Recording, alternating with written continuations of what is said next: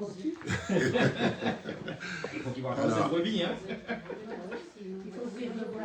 Vous le fermez. Celui-là, il ferme. C'est bon. Amen. Donc nous voulons vous saluer tous. Bon. Dans le nom merveilleux de notre Seigneur Jésus-Christ. Amen. Amen. Amen. Nous avons la joie de revoir encore Catherine, Daniel qui était en vacances. Amen. Nous voulons bénir le Seigneur ce matin dans sa parole. Nous sommes bénis d'être là ce matin. Amen. Amen. Il est vrai qu'il peut y avoir encore des soucis familiaux peut-être, mais nous bénissons Dieu pour ce que nous sommes là. Et que Dieu est fidèle. Amen. Alléluia. Il contrôle ce que nous ne contrôlons pas. Amen. Alléluia. Gloire au Seigneur. Nous contrôlons ce que nous voyons. Des fois, quand nous voyons, nous ne contrôlons pas. Mais tout ce que nous ne voyons pas, Dieu contrôle. Alléluia. Gloire au Seigneur. Donc, depuis quelques semaines, nous parlons du don de Dieu qui est Jésus-Christ. Alléluia. Jésus-Christ qui est le don de la grâce, ou si vous voulez, le don de la grâce qui est incarné par la personne de Jésus-Christ. Amen. Alléluia. Nous avons dit le dimanche dernier que la grâce produit le salut. Nous sommes sauvés par la grâce au moyen de la foi. Nous avons dit que la grâce produisait aussi la droiture. Alléluia. Pas cette droiture que nous-mêmes nous faisons, cette droiture que nous-mêmes par nos actes nous pensons être droits. Je suis droit parce que j'ai fait ça, je ne tue pas, je n'insulte pas, je fais mes affaires d'une manière tout à fait honnête, et donc je suis droit.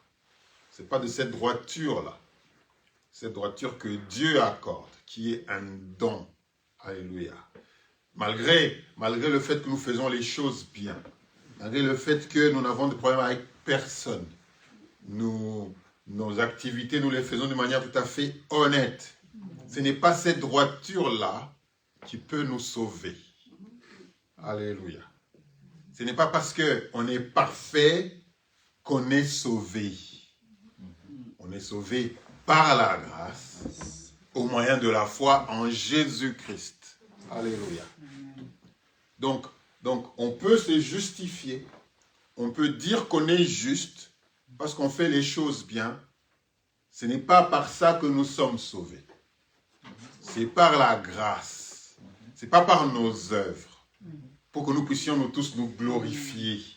Parce que nos œuvres peuvent nous glorifier. Mais pourquoi est-ce que moi je viendrai à l'église? Mais je fais déjà les choses bien. Moi, je ne tue pas, je n'insulte pas, je ne fais pas de mal. Mais tant qu'on n'a pas donné sa vie à Jésus-Christ, on ne peut pas être sauvé. Amen. Malgré notre soi-disant droiture ou justice. Amen. Et donc, nous avons dit aussi que la grâce produisait la vie éternelle. Alléluia. Ce n'est pas parce que nous respectons, nous obéissons. Il faut partir au-delà des œuvres et faire que, quel que soit ce que l'homme fait pour être parfait, ce n'est pas ça qui le sauve. Alléluia. Ce n'est pas ça qui le sauve. Parce que vous voyez que le brigand, nous avons dit le vendredi, toute sa vie, il a été brigand. Mais il arrive aux côtés de Jésus-Christ à Golgotha, et sur le champ, lui qui avait tout fait mal, mais arrivé à ce point-là, eh bien, il entre au ciel. Eh bien, il entre au ciel. Donc, ce n'est pas parce que nous avons fait toutes les choses bien que finalement, c'est une ouverture, c'est un passeport pour le ciel. Parce qu'il y en a qui ont fait tout mal, mais parce qu'ils ont reçu la grâce d'être à côté du Seigneur, de l'accepter comme tel, comme étant le Seigneur, nous avons mal fait. Mais lui, il n'a rien fait. Seigneur, souviens-toi de moi. Alléluia. Il a reconnu la Seigneurie de Jésus-Christ là sur le champ et il est monté au ciel. Alors, le dimanche dernier, nous avons dit, est-ce que nous pouvons être soustraits de cette grâce? La grâce est une faveur que Dieu accorde. Est-ce qu'à un moment de la vie, nous, en tant qu'enfants de Dieu, nous pouvons être soustraits de cette grâce? Nous voulons voir ce que l'Écriture dit. Nous allons dans Hébreux chapitre 6.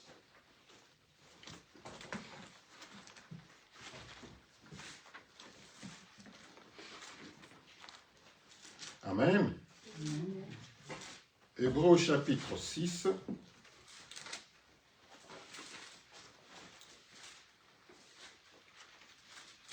Et nous allons lire les versets 4 jusqu'au verset 6.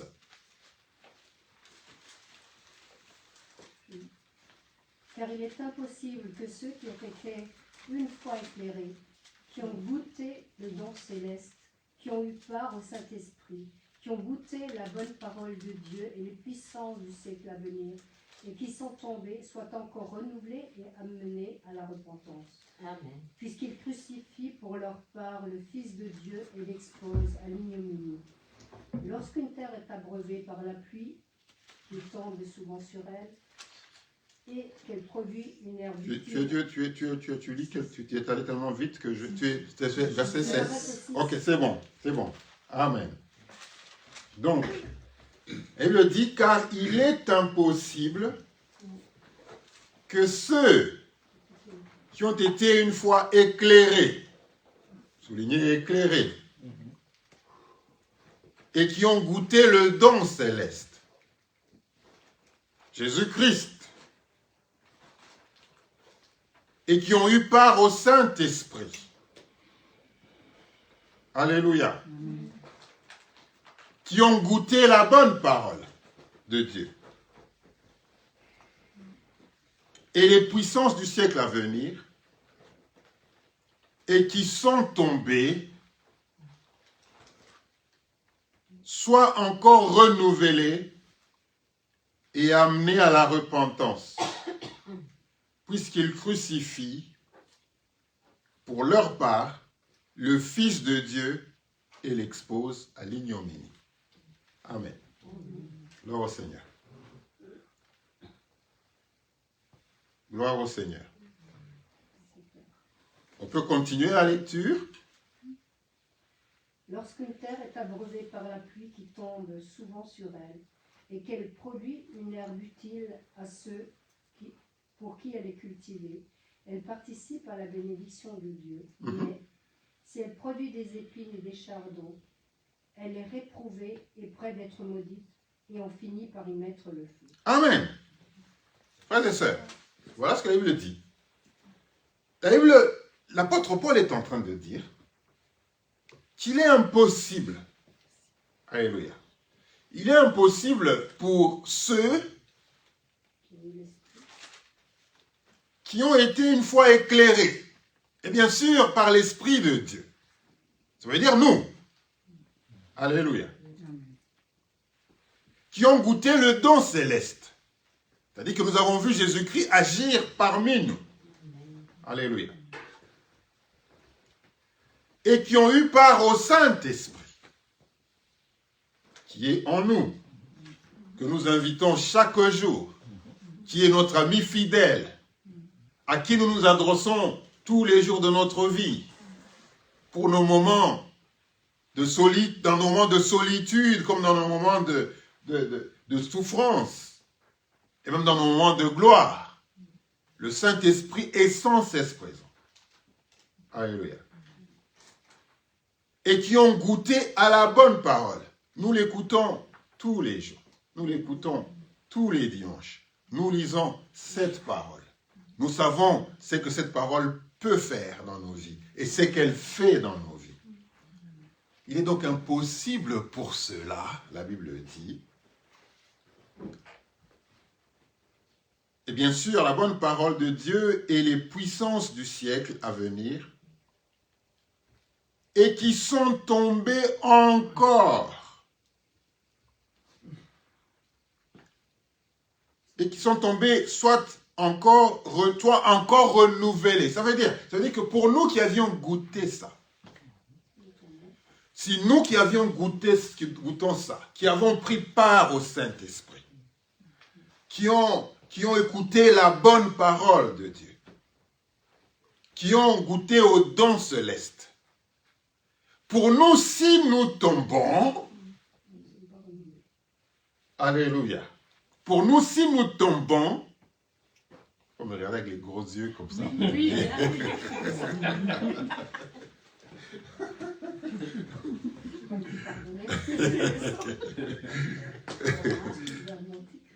Alors donc, Ah non, je peux pas penser. mais il faut savoir maintenant comment tomber. Parce que là, on n'a pas encore vu. Parce que dans la chair, on est pécheur. Mais c'est comment tomber. Et qui ont goûté à la bonne parole de Dieu et les puissances du siècle à venir, et qui sont tombés, soit encore renouvelés et amenés à la repentance. Alors, on continue en disant, puisqu'ils ont crucifié pour leur part le Fils de Dieu et l'exposent à l'ignominie. Ça veut dire qu'à un certain moment, frères et sœurs, lorsque nous avons expérimenté tout ça,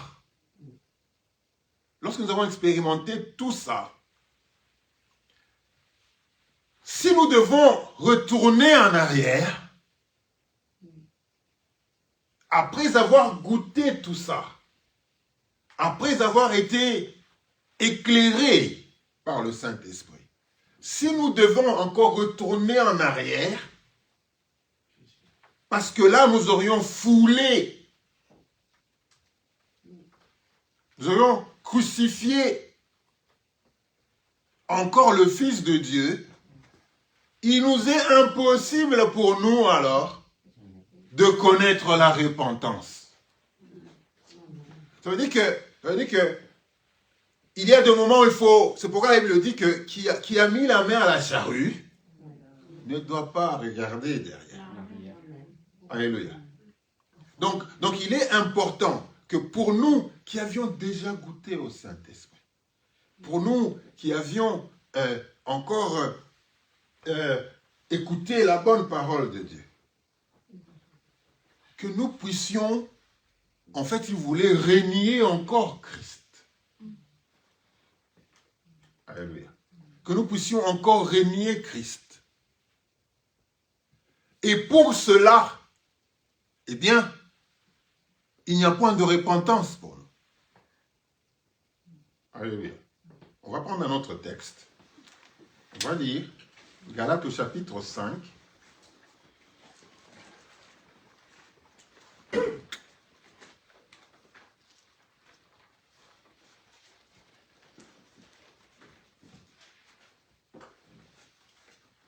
Nous lisons versets 2 à 6. Voici, moi, Paul, je vous dis que si vous vous faites circoncire, Christ ne vous servira de rien. Et je proteste encore une fois à tout homme qui se fait circoncire, qu'il est tenu de pratiquer la loi tout entière. Vous êtes séparés de Christ, vous tous qui cherchez la justification dans la loi, vous êtes déchus de la grâce. Pour nous, c'est de la foi que nous attendons, par l'Esprit, l'espérance et la justice. Amen. Et il dit, vous êtes déchus de la grâce. Alléluia. Pourquoi? Parce que vous, on va lire. Vous êtes circoncis dans la chair. Amen. Je dois retrouver mon texte. Galates. C'est par la foi. Amen. Galates 5. Versets 2 à 6. voici moi, Paul, je vous dis que si vous vous faites circoncire, alléluia, Christ ne vous servira de rien. C'est-à-dire avoir un signe, on a des signes d'appartenance à Christ. La circoncision, c'était aussi un signe d'appartenance à Christ. Parce que tous les chrétiens doivent, c'est pas moi, mettre sur, en Europe on voit un petit poisson sur le véhicule, parce que ça nous identifie à être peut-être chrétiens. Quand les gens voient ça, on est là, celui-là c'est un chrétien. C'est-à-dire que dans la vie, il y a des signes qui nous font appartenir qui font voir que nous appartenons à Dieu. La circoncision était un de ces signes-là. Aujourd'hui, ça peut être dans l'habillement, par exemple. Ça peut être quand on voit quelqu'un en soutane, on se dit, bah, celui-là, il est sûrement chrétien. Quand on voit des gens qui ont un signe religieux, on dit, bah, ceux-là, ils appartiennent à tel... Donc c'est des signes qui nous identifient à ce que... en disant que nous appartenons à Dieu, à une dénomination quelconque. Et l'apôtre Paul dit que si vous faites circonscrire, Christ ne vous servira de rien. Parce que c'est des signes apparents, c'est l'extérieur. C'est l'extérieur. Et j'affirme encore une fois à tout homme qui se fait circoncire, qu'il est tenu de pratiquer la loi tout entière. Alléluia. Donc, il n'y a pas à dire, je suis chrétien, mais non pratiquant. Et quand je rentre dans la maison, quand vous rentrez dans la maison, vous trouvez une croix au mur qui vous dit que je suis chrétien, mais je ne pratique pas. C'est-à-dire que j'ai des signes extérieurs de la chrétienté. Je peux aller me tatouer. J'ai vu quelqu'un qui s'est tatoué Jésus-Christ. Moi, j'ai vu des boucles d'oreilles de Jésus. Qui s'est tatoué le visage. D'ailleurs, c'est même pas le visage de Jésus-Christ. Il s'est tatoué ce visage-là. Et pour lui, c'est une occasion de dire qu'il croit en Christ, si bien qu'il est même allé qu'il a même jusqu'à se tatouer son visage. Qui a déjà vu ce visage-là pour qu'il soit le visage de Christ. Il s'est tatoué ce visage-là. Et donc, on a l'impression que, en se disant, Christ est avec moi. Je me suis même tatoué son visage sur moi. Donc, on peut même aller jusqu'à dire que non, il me protège. Parce que je l'ai tatoué sur mon dos ou sur ma main. Vous voyez un peu comment... Donc, toute cette circoncision-là, ça c'est encore plus vrai, cette circoncision, parce qu'on le voit même sur son corps. L'apôtre Paul dit, tout ce que vous voyez aujourd'hui a existé depuis longtemps. Alléluia. Et j'affirme encore encore une fois, à tout homme qui se fait circoncire, qu'il est tenu de pratiquer la loi tout entière. Vous êtes séparés de Christ, vous tous, qui cherchez la justification dans la loi. Alléluia. Ça peut être un peu paradoxal. Ça veut dire que on dit ne tue pas. Mais comme moi je n'ai pas tué, ça veut dire que je suis bon. Ça veut dire que je suis bon. On dit ne vole pas. Mais comme moi je n'ai rien volé, ça veut dire que je suis bon pour un jour aller jusqu'au ciel, parce que là je suis en train de me justifier par rapport à cette même loi, frères et sœurs, par rapport à cette même loi, on peut être condamné, comme on peut être sauvé. Ça dépend de comment on prend cette loi. Alléluia. Vous qui cherchez vous êtes séparés de Christ, vous tous qui cherchez la justification dans la loi. Vous êtes déchus de la grâce. Alléluia. Ça veut dire que la grâce, c'est un don de Dieu. Alléluia. La grâce est un don de Dieu. On ne peut pas s'attirer la grâce de Dieu en faisant ce que la loi dit. On peut dire, mais comment se fait-il que moi je fais tout ce que la Bible dit, mais pourquoi est-ce que les choses ne marchent pas pour moi? Et pourquoi est-ce que ceux qui ne font pas ça, les choses marchent pour eux? Tu peux te comparer à une sœur ou à un frère, mais quand je regarde comment ce frère a la vie, même s'il vient à l'église, mais il ne vit aucunement une vie qui plaise à Dieu. Maintenant, comment se fait-il que lui, j'ai l'impression que les choses vont bien pour lui? On est arrivé tous à se poser les questions comme ça. Et même par rapport à l'église. Pourquoi est-ce que nous, on prêche la parole de Dieu? On est dans la parole de Dieu. Mais pourquoi c'est pas rempli? On peut commencer à se poser ces questions-là. Pourquoi est-ce que là où il n'y a pas de parole, il y a beaucoup plus de spectacles, pourquoi est-ce que c'est rempli? On peut même dire que non, moi je ne vais pas là-bas parce que comme il y a moins de gens, c'est que sûrement Dieu n'est pas là. Et que là où il y a plus de gens, sûrement que Dieu y est. Et donc vous verrez, on va partir d'une église à une autre parce qu'on est ballotté par ces genres de choses. Des faux raisonnements. Donc, il faut faire attention à ne pas chercher sa justification dans les œuvres. Et de savoir que malgré nos œuvres, c'est par la grâce que nous sommes sauvés. Malgré nos œuvres, c'est Dieu qui choisit. Il fait grâce à qui il veut. Alléluia. La grâce dépend de lui. Elle ne dépend pas de nous. Alléluia. Parce qu'il fait grâce à qui il veut. Et bien sûr, quand il veut. Alléluia. Gloire au Seigneur. Amen. Donc la grâce, c'est une Dieu, avec la grâce, en fait, Dieu noue une relation avec nous plutôt par la foi que par la perfection. Alléluia. C'est plutôt par la foi en Jésus-Christ. Gloire au Seigneur. Nous allons lire un texte. Philippiens 2,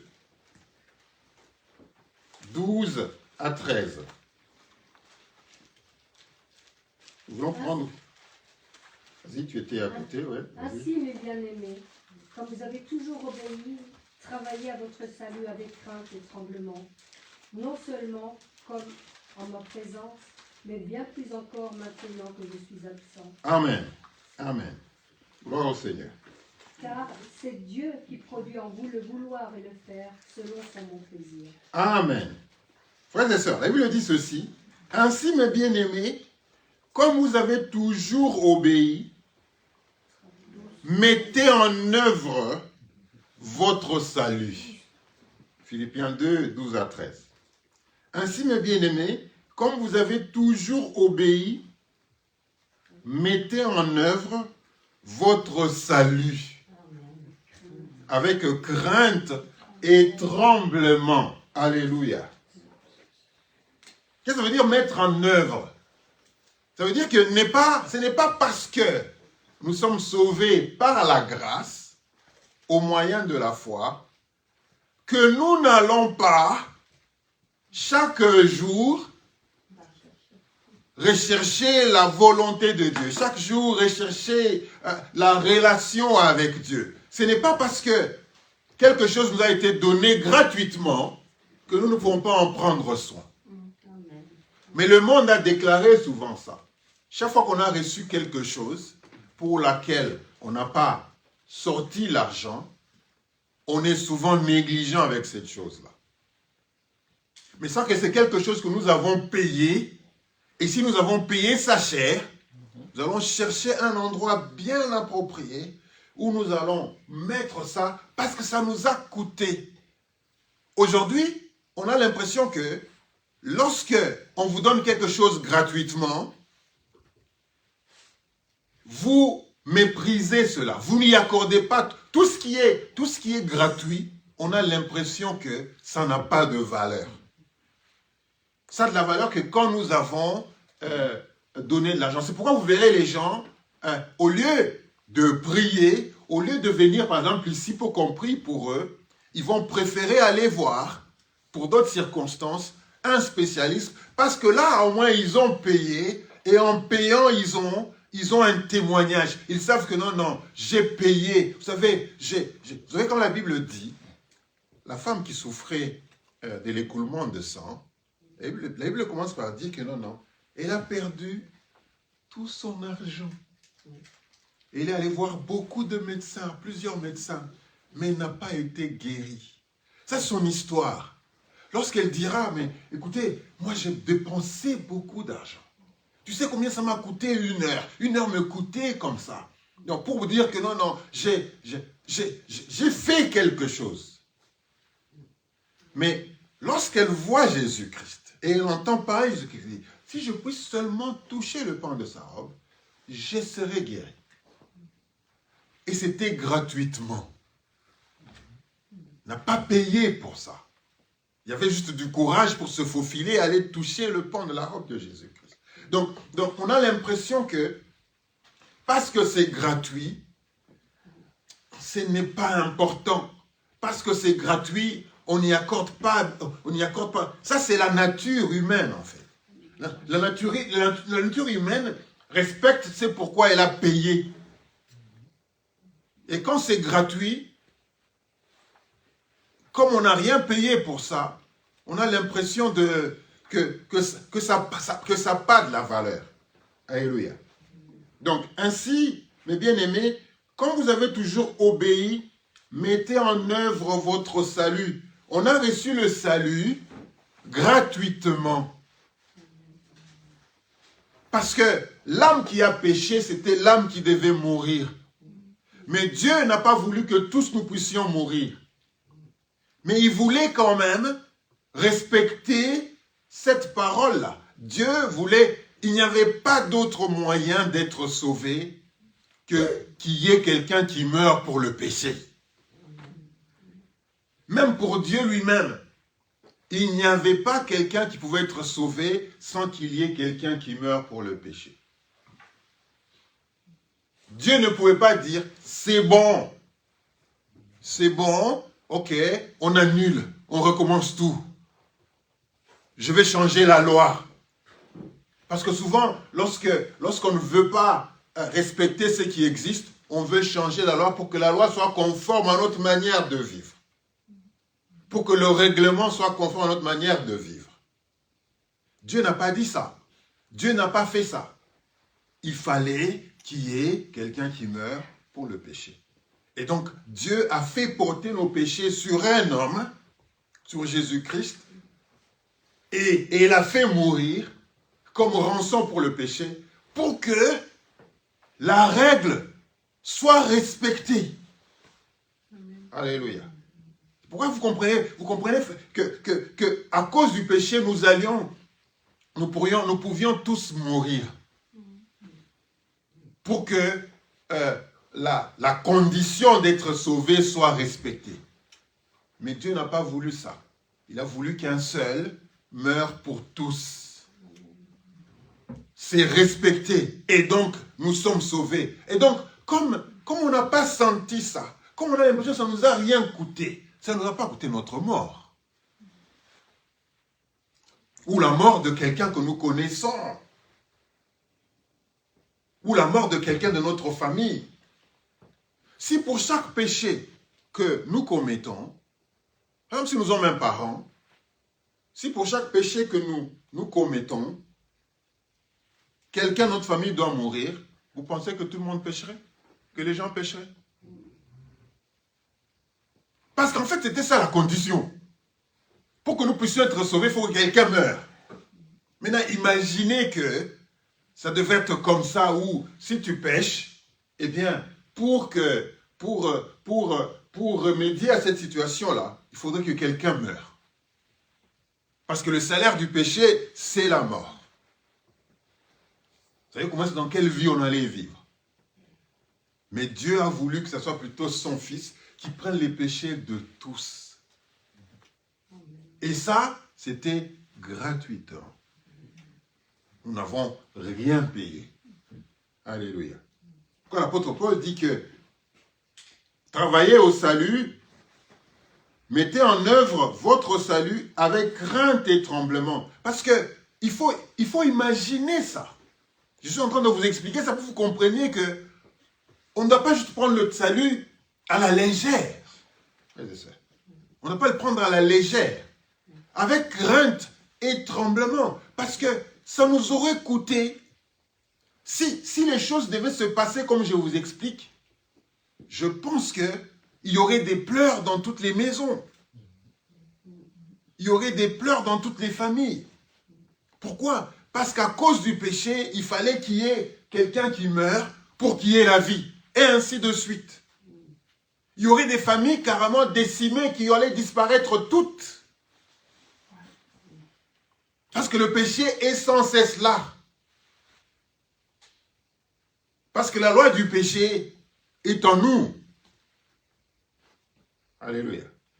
Et donc, travaillez, mettez en œuvre votre salut avec crainte et tremblement. Non seulement comme en ma présence, mais bien plus encore maintenant que je suis absent. Nous devons toujours avoir en permanence notre salut.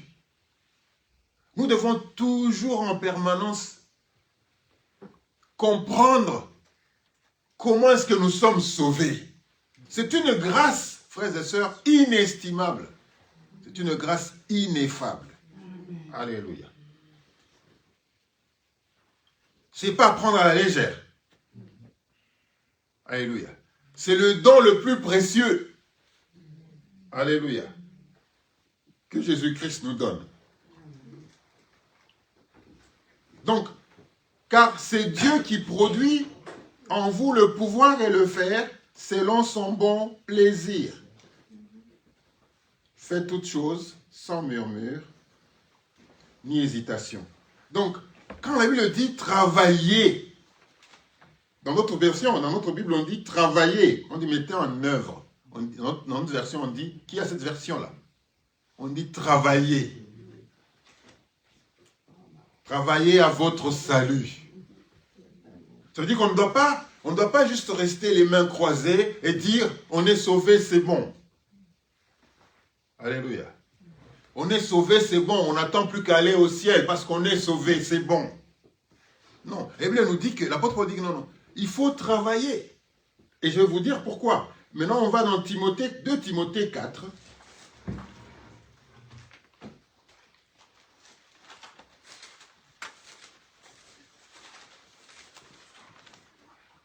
De Timothée 4, nous lisons versets 7 à 8. J'ai combattu le bon combat, j'ai achevé la course et j'ai gardé la foi. Désormais, la couronne de justice m'est réservée. Le Seigneur, le juste juge, me la donnera dans ce jour-là. Et non seulement à moi, mais encore à tous ceux qui auront aimé son avènement. Amen. Voilà l'apôtre Paul, qui ne s'est pas assis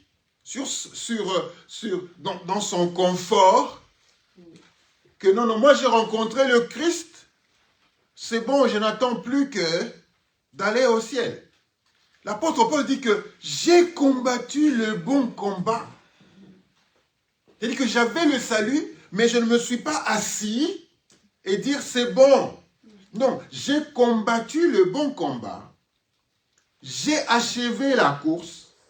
J'ai gardé la foi.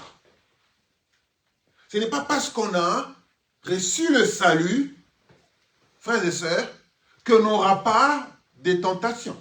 qu'on n'aura pas de tribulations, qu'on n'aura pas de souffrance. Parce qu'il y a, même après avoir été sauvé, arriver à pouvoir douter de notre salut.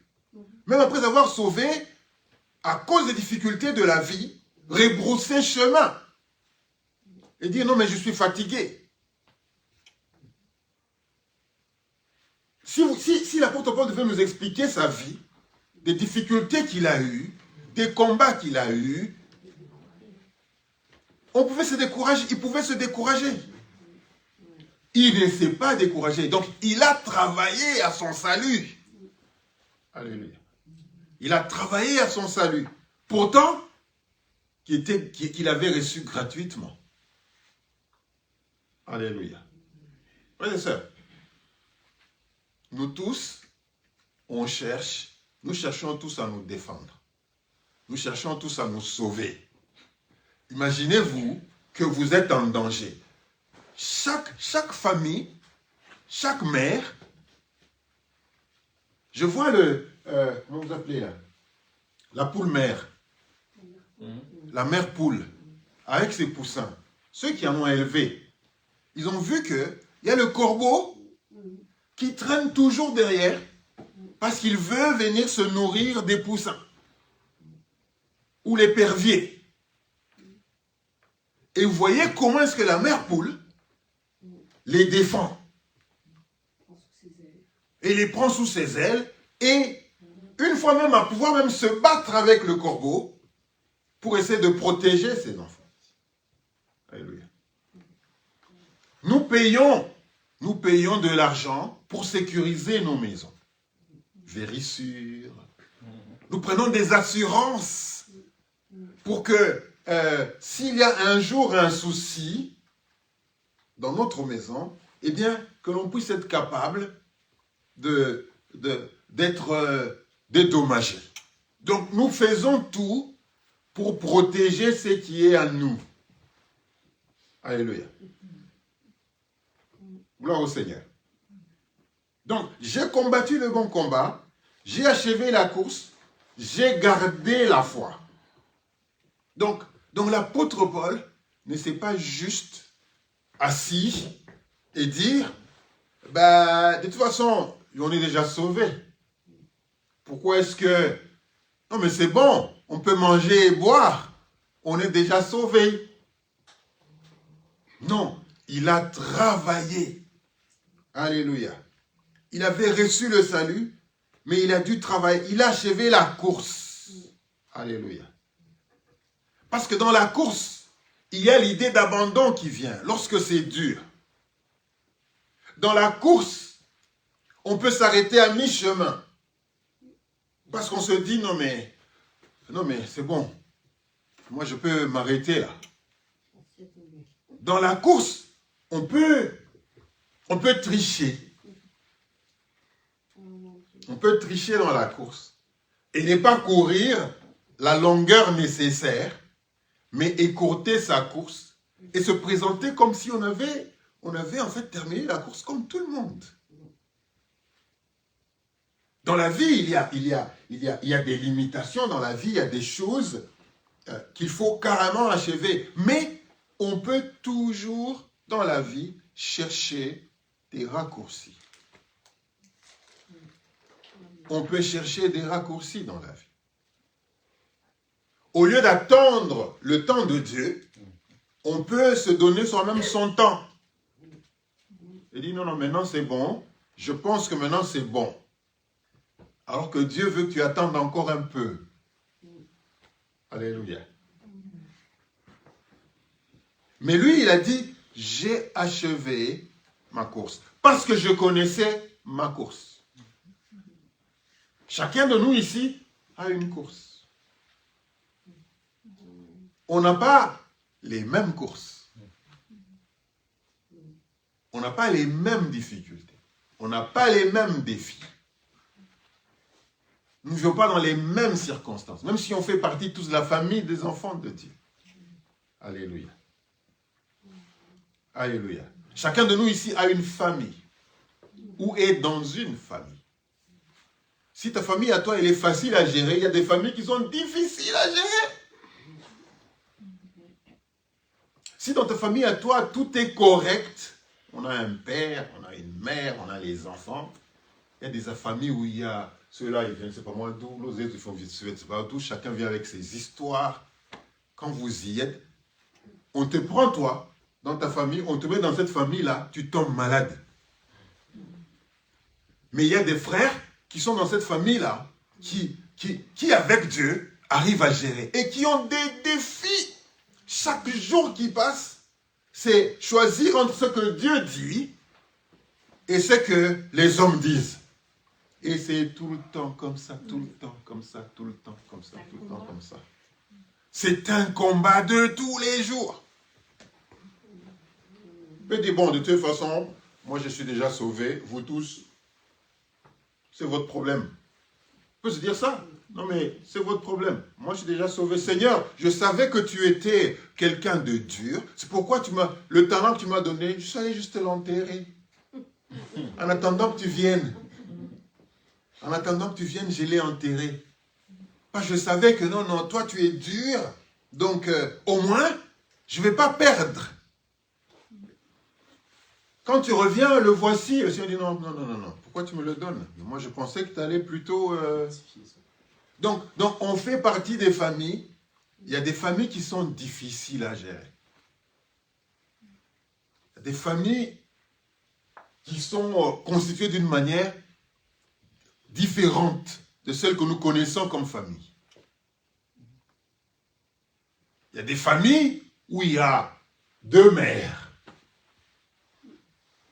Il y a des familles où il y a 2 pères. Où les gens ne s'y retrouvent toujours plus. Et même quand on a un père et une mère, ben, il y en a aussi où on ne se retrouve plus. Donc, c'est la course de chacun. C'est le combat de chacun. On ne peut pas juste dire, allez, j'ai reçu mon salut, c'est bon. Non, l'apôtre Paul dit, non. J'ai combattu le bon combat. J'ai achevé la course. J'ai gardé la foi. Alléluia. Désormais, la couronne de justice m'est réservée. Le Seigneur, le juste juge, me la donnera dans ce jour-là. Et non seulement à moi, mais encore à tous ceux qui auront aimé son avènement. Alléluia. Gloire au Seigneur. Donc, ce n'est pas parce que on a reçu la grâce ou le salut, parce que par la grâce nous sommes sauvés, c'est gratuit, qu'on doit juste se dire, allez, c'est bon, maintenant là qu'on est sauvé là. D'ailleurs, n'est-ce pas qu'on a récité cette prière, et donc maintenant je peux aller chez moi à la maison, continuer ma vie comme tous les jours. C'est un acquis. Continuer ma vie tous les jours, parce que je suis déjà sauvé. C'est bon. Allez, c'est bon, merci, je suis déjà sauvé. Merci, pasteur, je suis sauvé, c'est bon maintenant. Et quand vous appelez ma soeur ou mon frère, non, j'étais occupé ces jours-ci, je suis occupé ces jours-ci. Oui, mais j'ai déjà reçu le salut. Qu'est-ce qu'ils veulent voir que j'ai encore faire là-bas? Il y a des gens qui réfléchissent comme ça. Amen. Donc, il faut faire attention à ce que nous recevons par la grâce. Amen. Gloire au Seigneur. Donc, on peut être déchu de la grâce. On peut être soustrait de la grâce. Lorsque, surtout pour nous, faisons attention à ne pas régner Jésus-Christ. C'est comme des gens qui sont appelés au Seigneur, qui sont censés conduire le peuple de Dieu, mais qui vont se lier avec d'autres puissances occultes,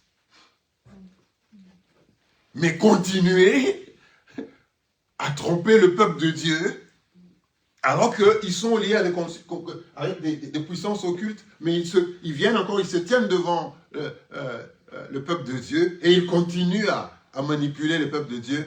Il n'y aura pas de repentance pour cela. C'est des enfants de la perdition.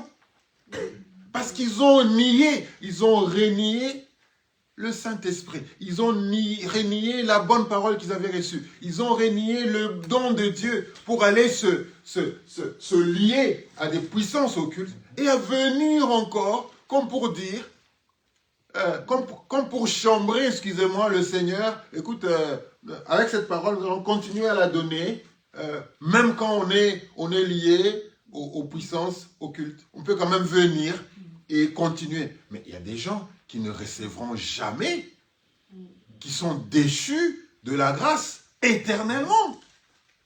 Alléluia. Ce n'est pas le cas pour nous. C'est quoi le péché hein? Romains 5, 20. On va parler du péché là maintenant. Romains 5, 20. Pour ne pas être non, parler du péché.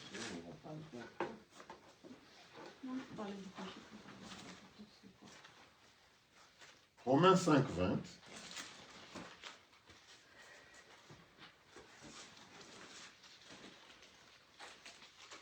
Or, la loi est intervenue pour que l'offense abondât.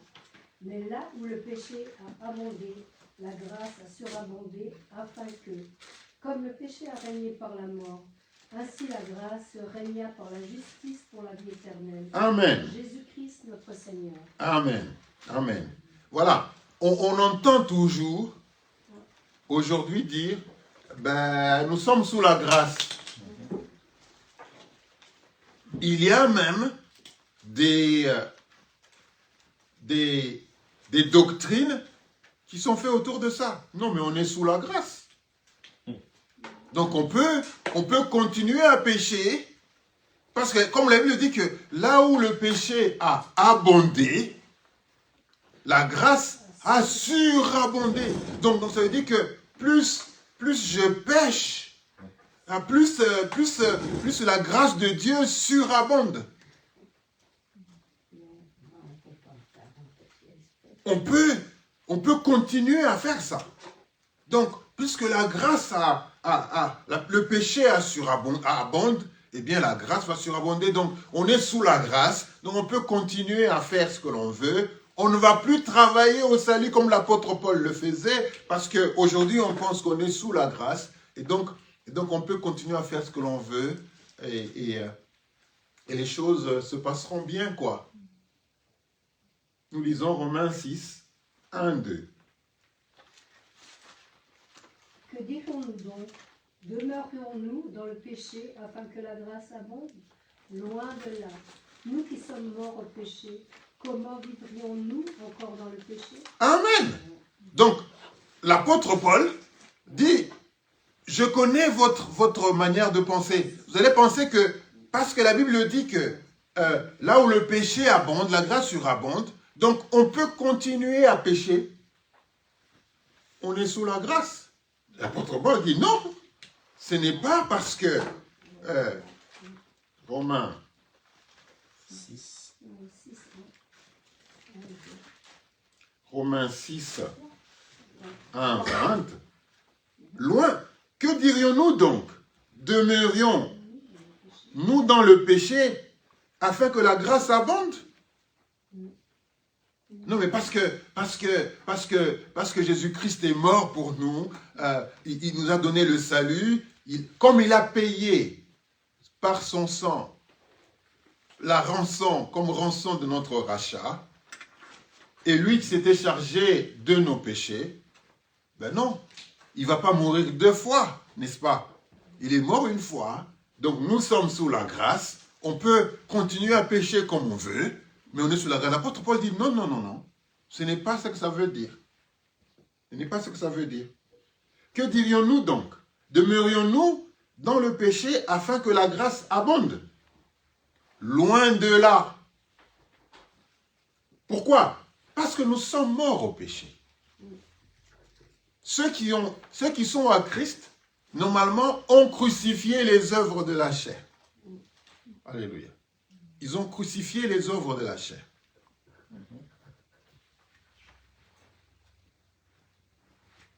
Vivrons-nous encore dans le péché alors que nous sommes morts au péché?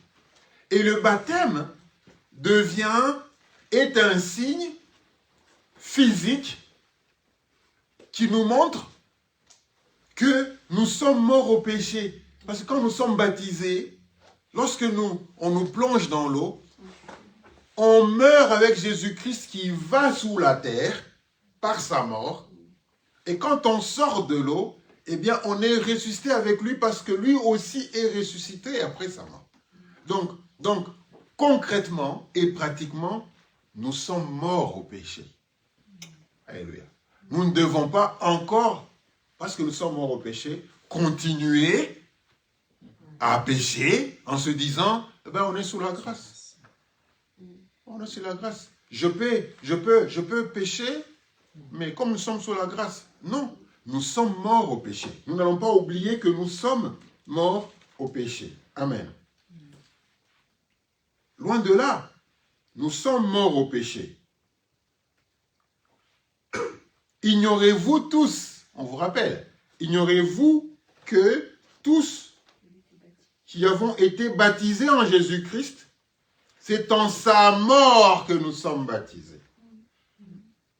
Nous avons été ensevelis avec lui par le baptême, en sa mort. Alléluia. Afin que comme Christ est ressuscité des morts, par la gloire du Père, de même nous aussi marchions en nouveauté de vie. C'est-à-dire que lorsque nous avons reçu le salut, nous devons maintenant commencer à vivre une nouveauté de vie. Alléluia. Toujours dans Romains, Daniel, tu nous lis 14 à 18. Car le péché n'aura point de pouvoir sur vous, puisque vous êtes non sous la loi, mais sous la grâce. Amen. Car, vas-y, continue. Quoi donc? Pécherions-nous parce que nous ne sommes, nous, sous la loi, mais sous la grâce? Loin de là. Ne savez-vous pas qu'en vous livrant à quelqu'un comme esclave pour lui obéir, vous êtes esclave de celui à qui vous obéissez, soit du péché qui conduit à la mort, soit de l'obéissance qui conduit à la justice? Amen. Amen. Mais grâce soit rendue à Dieu de ce que, après avoir été esclave du péché, vous avez obéi de cœur à la règle de doctrine dans laquelle vous avez été instruits. Amen. Donc là, l'apôtre Paul continue. Il dit, car le péché n'aura point de pouvoir sur vous. Ça veut dire que l'œuvre de Jésus-Christ qu'il a fait, c'est que il a tué le pouvoir du péché. On n'est pas obligé de pécher. On n'est pas obligé de pécher. C'est ça que ça veut dire. C'est que le pouvoir du péché est détruit, normalement. Et que si on arrivait à pécher, c'est que nous-mêmes, on veut pécher. C'est que nous-mêmes, on veut pécher. Alléluia. Ça veut dire qu'on peut dire non. On peut arrêter. On peut refuser. Parce qu'on n'est pas obligé. Sans Christ, le péché était presque normal. Mais avec Christ, on n'est plus obligé parce que le pouvoir du péché, jusqu'à quand il est allé à la croix, il a dépouillé la mort de son pouvoir. Il a dépouillé le péché de son pouvoir aussi. Amen. De façon que ça ne soit pas comme une lettre à la poste. Et que quand on veut, on aura une voix qui nous dit c'est pas bon. Ce n'est pas bon. Et que quand on continue, c'est que on veut le faire. Conscient des conséquences. Et voilà. Et on est aussi conscient des conséquences. À moins de revenir au Seigneur rapidement. Alléluia. Nous lisons encore Romains 7. On va comprendre ce qu'on est en train de dire. Romains 7, verset 7.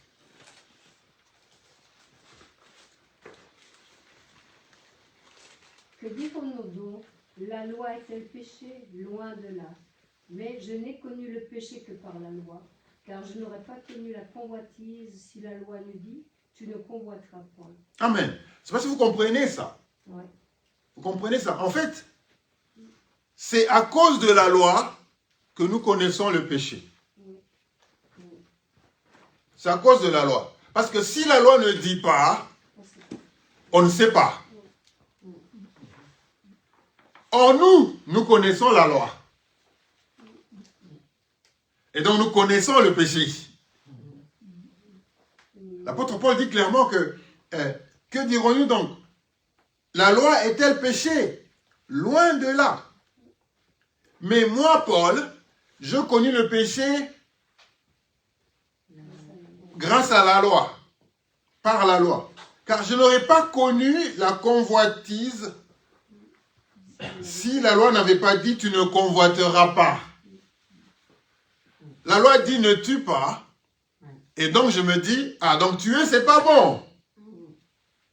Si la loi n'avait pas dit ça, je serais en train de tuer sans problème, sans savoir. Ceux qui tuent, la plupart des cas, des fois ils connaissent la loi, mais ils font la grosse tête. Mais la majorité des choses qu'ils font, le mal qu'ils font, ils ne pensent pas que c'est bon, c'est mauvais. Ils ne connaissent pas la conséquence. Voilà, ils ne pensent pas que c'est mauvais. Ils se disent non.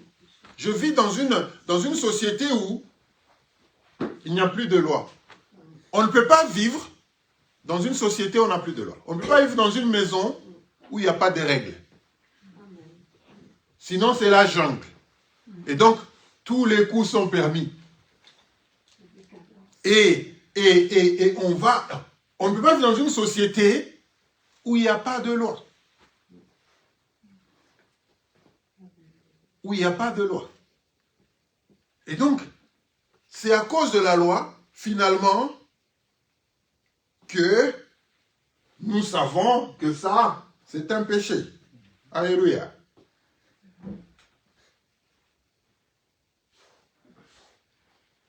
Je peux continuer la lecture. Et le péché, saisissant l'occasion, produisit en moi par le commandement toutes sortes de convoitises, car sans loi, le péché est mort. Sans loi, le péché est mort.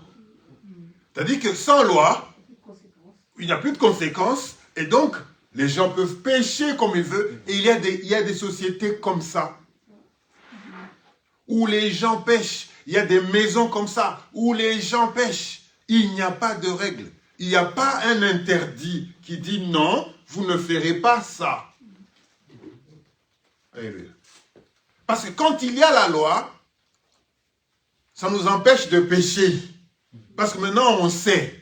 Ah, donc ça, c'est pas bon. Et que si on le faisait, c'est que, effectivement, on veut bien le faire. Alléluia. 9. Pour moi, étant toutefois sans loi, je vivais, mais comme le commandement vint, le péché reprit vite et moi je mourus.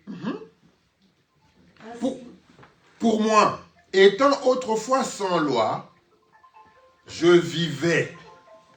C'est-à-dire que j'avais la vie. Vous savez, vivre dans une société où il n'y a pas de loi, frères et sœurs, mais on peut faire toutes les folies du monde. Et il y a des gens qui aujourd'hui regrettent, pour lesquels peut-être on a de la compassion, mais ils ont vécu effectivement dans ce monde-là. Pour eux, ils se sont rien interdit. sans foi ni loi. Oui, ils se sont rien interdit. Tout ce qui se passait dans la tête, ils le faisaient. Ils peuvent aller avec les hommes, ils peuvent aller avec les femmes, ils peuvent aller avec les animaux, il n'y a pas de règles. C'est des monstres. C'est des monstres. Vivre dans une société où il n'y a pas de loi, on devient des monstres. On devient des monstres. Alléluia. On devient des monstres. 10. Ainsi, le commandement qui conduit à la vie se trouva pour moi conduire à la mort. C'est ça. C'est ça. Maintenant, lisons toujours 7, 22 à 23. Car je prends plaisir à la loi de Dieu selon l'homme intérieur, mais je vois dans mes membres une autre loi, qui lutte contre la loi de mon entendement et qui me rend captif de la loi du péché qui est dans mes membres. Amen. Ça veut dire que l'apôtre Paul veut dire que non. Quand j'ai connu la loi, cette loi, je l'ai connue parce que quand j'ai connu le péché, c'était par rapport à la loi. Maintenant, quand j'ai connu la loi, j'ai finalement compris que dans mes membres, dans mon corps, il y avait une loi de péché. Alléluia. C'est-à-dire que quand on dit je n'ai pas connu la convoitise, sans que la loi ne dise tu ne convoiteras pas. C'est alors que je me suis rendu compte que, en fait, dans mon corps, je peux convoiter. Il y a une autre loi, donc je peux convoiter. Je peux donc convoiter. C'est-à-dire que cette loi, elle est venue révéler, le fait de la connaître, elle révèle maintenant en moi une autre loi, en fait, qui soit contraire. Voilà. Donc ça révèle en moi une autre loi, la loi du péché. Alléluia. Je vois dans mes membres une autre loi qui lutte contre la loi de mon entendement. C'est-à-dire que dans mon cœur, je connais bien ce que le Seigneur dit. Je connais bien ce que la loi, la parole de Dieu dit. Maintenant, il s'est fait que, malgré que je connais ça, il y a maintenant une autre loi qui me pousse à faire effectivement le contraire. Contre laquelle je lutte tout le temps. Contre laquelle je lutte tout le temps. C'est pourquoi l'apôtre Paul disait, non, j'ai combattu le bon combat. J'ai achevé ma course. Parce que c'est pas facile. Alléluia. Si on était sincères, les uns contre les autres, et qu'on pouvait dire tous les défis, challenges que nous rencontrons, je pense que on serait plus, à mon avis, plus humble. On serait plus humble. Il n'y aurait personne qui se croirait pur. Il n'y aurait personne qui se croirait être pieux à 100%. Parce qu'au-dedans de chacun d'entre nous, il y a cette loi de péché à laquelle nous avons à lutter tous les jours. Alléluia. En chacun d'entre nous, il y a cette loi. Alléluia. Contre laquelle nous luttons chaque jour. C'est peut-être pas la même. C'est peut-être pas les mêmes. Il y a des défis auxquels quelques-uns d'entre nous se sont bien comportés avec. Il y en a d'autres qui luttent encore contre ça. Alléluia.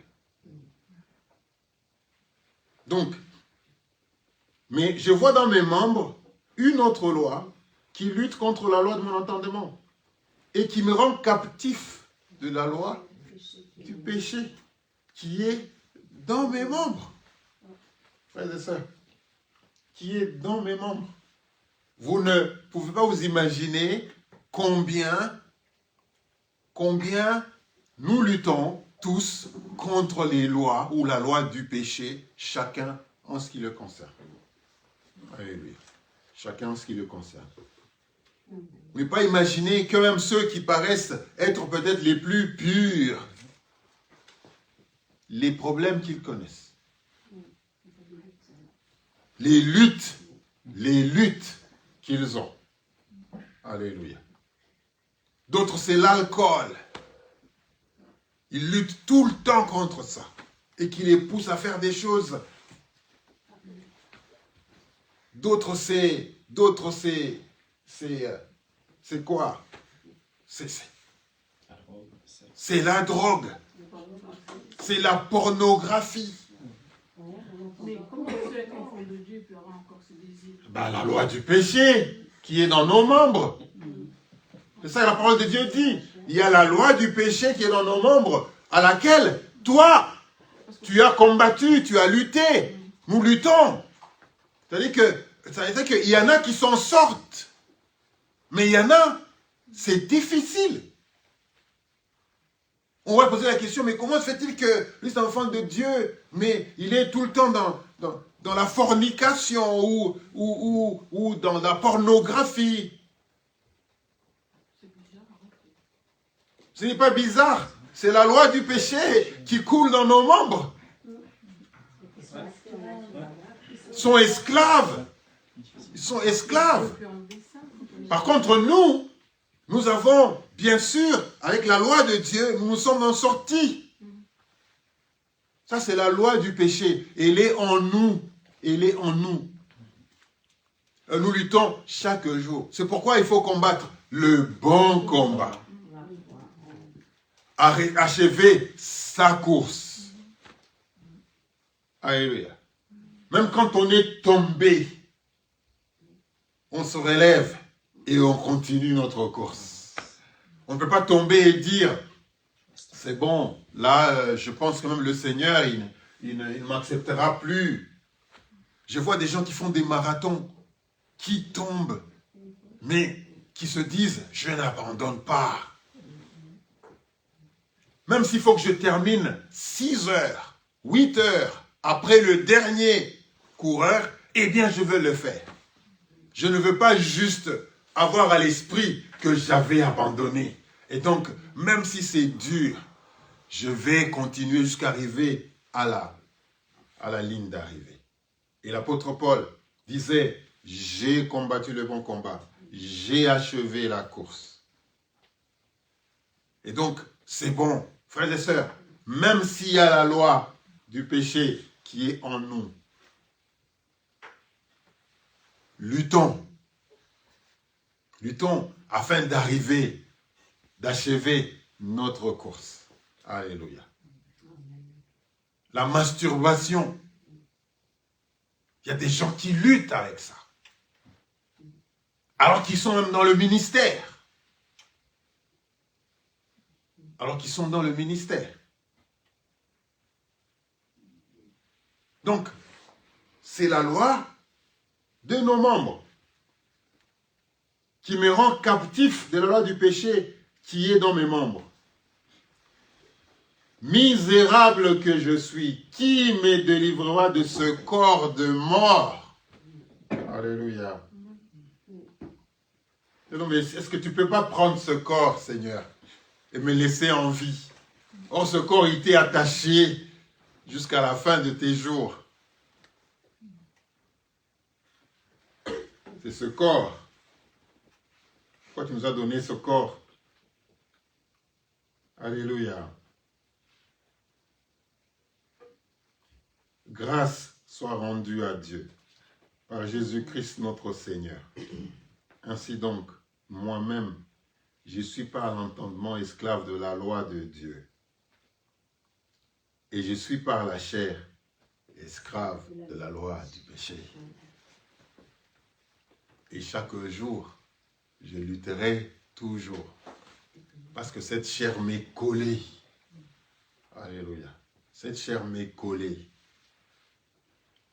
Et en tant que telle, représente la loi du péché.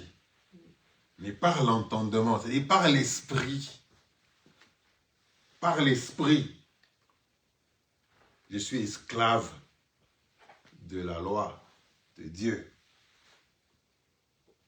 Donc chaque jour, j'aurai des luttes. Faut pas s'étonner que tu aies des luttes. Faut pas penser que non, parce que tu es dans le Seigneur, tu n'auras plus de lutte. Non. Tu auras toujours des luttes. Parce que tu as un corps. Mais il faut combattre le bon combat. Il faut achever la course. Il ne faut pas abandonner. Il faut achever la course. Alléluia. Ce corps va nous faire tituber de temps en temps. De temps en temps, on sera carrément loin dans nos pensées. Par rapport à ça fait que ce Dieu dit, reviens là. Reviens au Seigneur. Et puis continue. C'est ça la vie chrétienne. C'est des vies où on tombe, on se relève, on regarde la distance qu'on a fait, on se dit non, non, non, je ne peux pas retourner là-bas. Mais vous ne perdrez pas sur cet esprit déjà. Si on tombe, on revient, on tombe, on revient. David avait compris ça. Il dit, Seigneur, ne me retire pas ton Saint-Esprit. Donc, pardonne-moi. Ne me retire pas ton Saint-Esprit. Il faudra revenir au Seigneur. Il faudra toujours revenir au Seigneur. On peut toujours revenir au Seigneur. On peut toujours revenir au Seigneur. Il ne faut pas en avoir l'habitude de dire, ah ben comme la grâce, comme on est sous la grâce, eh bien, écoute, je peux faire des choses, mais on est sous la grâce. Ben non. C'est pas parce qu'on est sous la grâce qu'on va laisser le péché, qu'on va prendre goût au péché. Alléluia. Que Dieu nous bénisse.